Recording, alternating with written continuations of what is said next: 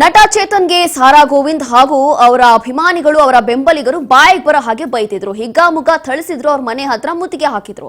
ಇದೇ ವಿಚಾರವಾಗಿ ನಟ ಚೇತನ್ ಕೂಡ ಅವರ ವಿರುದ್ಧ ದೂರನ್ನ ಕೊಟ್ಟಿದ್ರು. ಈಗ ಸಾರಾ ಗೋವಿಂದ್ ಹಾಗೂ ಚೇತನ್ ಅಹಿಂಸಾ ಮಧ್ಯೆ ಸೈಟ್ ಫೈಟ್ ಜೋರಾಗ್ತಾ ಇದೆ.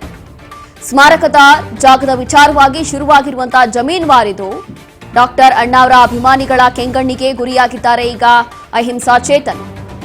2.5 ಎಕರೆ ಲ್ಯಾಂಡ್ ವಾರ್ಗೆ ಟ್ವಿಸ್ಟ್ ಈಗ ದಾಖಲಾಯಿತು ದೂರು. ಇದು ಅಭಿವ್ಯಕ್ತಿ ಸ್ವಾತಂತ್ರ್ಯವೋ ಅಥವಾ ಅವಮಾನವೋ ಅನ್ನೋ ಪ್ರಶ್ನೆ. ಸಾರಾ ಗೋವಿಂದ್ ಹಾಗೂ ಚೇತನ್ ನಡುವೆ ನಿಲ್ಲುತ್ತಾ ಇಲ್ಲ ಈ ಒಂದು ಸಿದ್ಧಾಂತಗಳ ಕಾಳಗ. ಜೀವ ಬೆದರಿಕೆ ಹಾಗೂ ಅವಾಚ್ಯ ಶಬ್ದಗಳಿಂದ ನಿಂದಿಸಿದ್ದಾರೆ ಅಂತ ಹೇಳಿ ಈಗ ಆರೋಪ ಮಾಡ್ತಾ ಇದ್ದಾರೆ ನಟ ಚೇತನ್. ಸಾರಾ ಗೋವಿಂದ್ ಬಾಯಿ ಬರೋ ಹಾಗೆ ಬೈದಿದ್ದಾರೆ. ಚೇತನ್ ಪ್ರಶ್ನೆಗೆ ಕೆಂಡಾಮಂಡಲಾಗಿದ್ದಾರೆ ಸಾರಾ ಗೋವಿಂದ್ ಕೂಡ ಹಾಗೂ ಅಣ್ಣ ಅವರ ಫ್ಯಾನ್ಸ್ ಕೂಡ.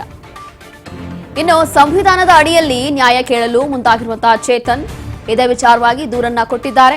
ದೂರು ಪ್ರತಿ ದೂರು ಇನ್ನು ಎಷ್ಟೆಲ್ಲ ದಾಖಲಾಗುತ್ತೆ ಅಥವಾ ಈ ಒಂದು ಸ್ಮಾರಕದ ಫೈಟ್ ಯಾವ ಮಟ್ಟಕ್ಕೆ ಹೋಗುತ್ತೆ ಅನ್ನುವಂಥದ್ದು ಈಗಲೂ ಕೂಡ ಬಹಳ ಗೊಂದಲ ಇದೆ, ಬಹಳಷ್ಟು ಕುತೂಹಲವನ್ನ ಮೂಡಿಸ್ತಾ ಇದೆ.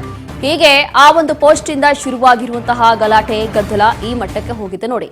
ಅದರಲ್ಲೂ ಕೂಡ ಸಾರಾ ಗೋವಿಂದ್ ಹಾಗೂ ಅಣ್ಣವರ ಅಭಿಮಾನಿಗಳು, ರಾಜ್ ಕುಟುಂಬ ಅಭಿಮಾನಿಗಳು ದಿಢೀರಾಗಿ ನಟ ಚೇತನ್ ಮನೆ ಹತ್ರ ಹೋಗಿ ಮುತ್ತಿಗೆ ಹಾಕಿರ್ತಾರೆ. ದೊಡ್ಡ ಮಟ್ಟದಲ್ಲಿ ಗಲಾಟೆ ಮಾಡಿರ್ತಾರೆ. ನೂಕು ನುಗ್ಗಲು ಎಲ್ಲವೂ ಕೂಡ ಆರಂಭ ಆಗಿರುತ್ತೆ.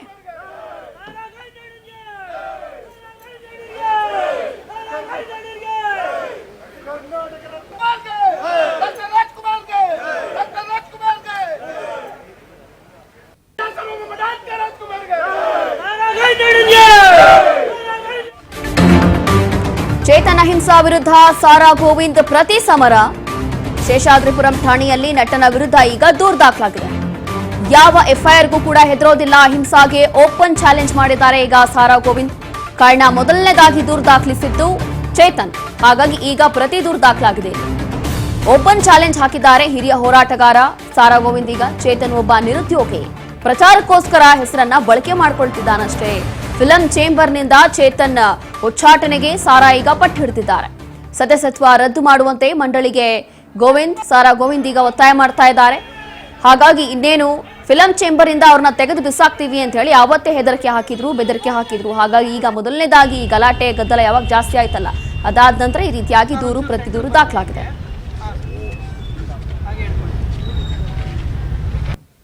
ಇವತ್ತು ಏನು ಕಳೆದ 4-5 ದಿನಗಳ ಹಿಂದೆ ಅಹಿಂಸಾ ಚೇತನ್ ಅಲ್ಲ, ಹಿಂಸಾ ಚೇತನ್ ಅವರು ನನ್ನ ಮೇಲೆ ಮೊಕದ್ದಮೆಯನ್ನು ಕೊಟ್ಟಿದ್ದರು, ಮೊಕದ್ದಮೆಯನ್ನು ದಾಖಲು ಮಾಡಿದರು. ಅದು FIR ಆಗಿದೆ ಅಂತ ಕೇಳ್ಪಟ್ಟು ನಾವ್ಯಾರೂ ಕೂಡ ಅವನ FIRಗೆ ಹೆದರಿ ಅಥವಾ ಮತ್ತೊಂದು ಮಾಡಿಕೊಂಡು ಇಲ್ಲಿಗೆ ಬಂದಿಲ್ಲ. ನನ್ನೆಲ್ಲ ಕನ್ನಡ ಪರ ಹೋರಾಟಗಾರರು ಅವನ ಮೇಲೆ ಮೊಕದ್ದಮೆ ನಾವು ಕೊಡಲೇಬೇಕು ಅಂತ ಹೇಳಿ ಒತ್ತಾಯವನ್ನು ಮಾಡಿದ್ರು. ಅದರಲ್ಲಿ ವಿಶೇಷವಾಗಿ ನನಗೆ ಭಾಳ ಖುಷಿಯಾಗಿದ್ದು ಏನಂದರೆ, ಕೇವಲ ರಾಜ್ಕುಮಾರ್ ಅಭಿಮಾನಿಗಳ ಸಂಘ ಮಾತ್ರ ಸೇರಿಲ್ಲ ಇಲ್ಲಿ.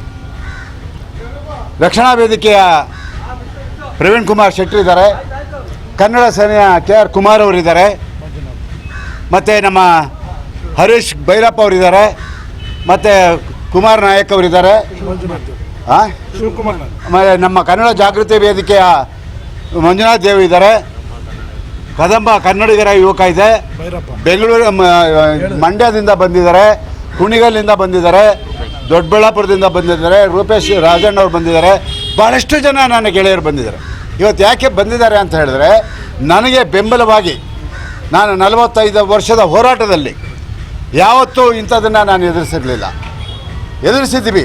ಈ ನಾಡು ನುಡಿಗೋಸ್ಕರ ಸಾವಿರಾರು ಕೇಸ್ ಹಾಕಿಸ್ಕೊಂಡಿದ್ದೀವಿ. ಆದರೆ ವೈಯಕ್ತಿಕ ವಿಚಾರಗಳಲ್ಲಿ, ರಾಜ್ಕುಮಾರ್ ವಿಚಾರದಲ್ಲಿ ಯಾರೂ ಕೂಡ ಸೊಲ್ಲೆತ್ತಿರಲಿಲ್ಲ. ಆದರೆ ಈ ಚೇತನ ಮತ್ತಷ್ಟು ಡೀಟೇಲ್ಸ್ ಕೊಡ್ತಾರೆ ನಮ್ಮ ಪ್ರತಿನಿಧಿ ಧನು. ಈಗ ಈ ವಾರ ಯಾಕೋ ನಿಲ್ಲೋ ಹಾಗೆ ಕಾಣಿಸ್ತಾ ಇಲ್ಲ. ಮೊದಲನೇದಾಗಿ ಚೇತನ್ ಕಂಪ್ಲೇಂಟ್ ಕೊಡ್ತಾರೆ, ಅದಾದ ನಂತರ ಈಗ ಸಾರಾ ಗೋವಿಂದ್ ಕೂಡ ಕಂಪ್ಲೇಂಟ್ ಕೊಟ್ಟಿದ್ದಾರೆ. ಅದರಲ್ಲೂ ಕೂಡ ಓಪನ್ ಚಾಲೆಂಜ್ ಮಾಡ್ತಾ ಇದ್ದಾರೆ. ಇದು ಯಾವ ಸ್ವರೂಪ ಪಡೆದುಕೊಳ್ಬಹುದು, ಏನಾಗ್ಬೋದು ಮುಂದೆ ಅಂತ?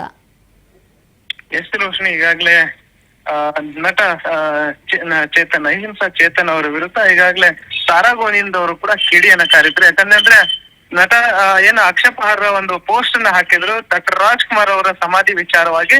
ಸೊ ಅಲ್ಲಿಂದಲೇ ಈ ಒಂದು ವಿವಾದ ಸೃಷ್ಟಿ ಆಯ್ತು. ಸೊ ಹಾಗಾಗಿ ನಟ ಚೇತನ್ ಮೇಲೆ ಡಾಕ್ಟರ್ ರಾಜ್ಕುಮಾರ್ ಅವರ ಅಭಿಮಾನಿಗಳು ಮತ್ತು ಕನ್ನಡ ಪರ ಹೋರಾಟಗಾರರು ಕೂಡ ಕೆಂಡವನ್ನ ಕಾರಿದ್ರು.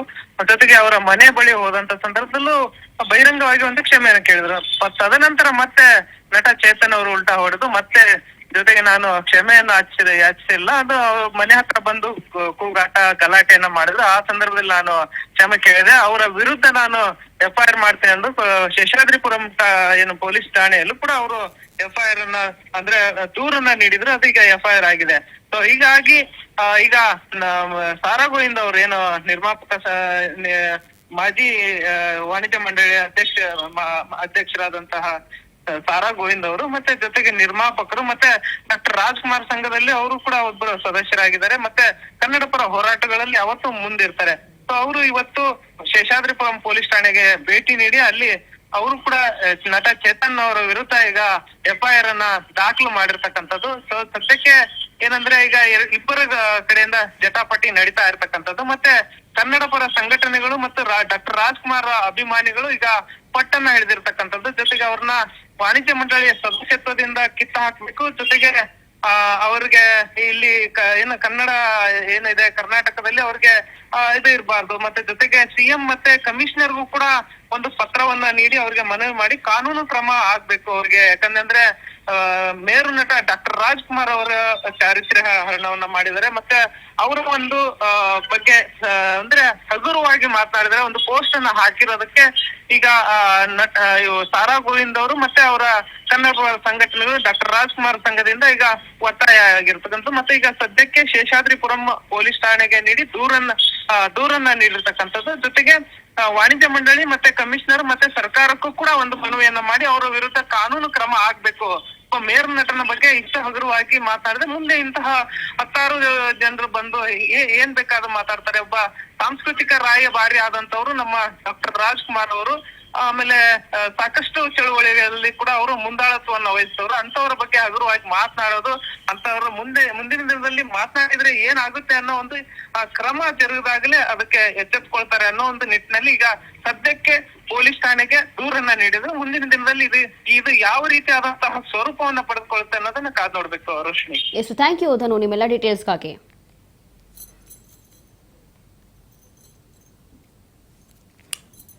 ನಡಿ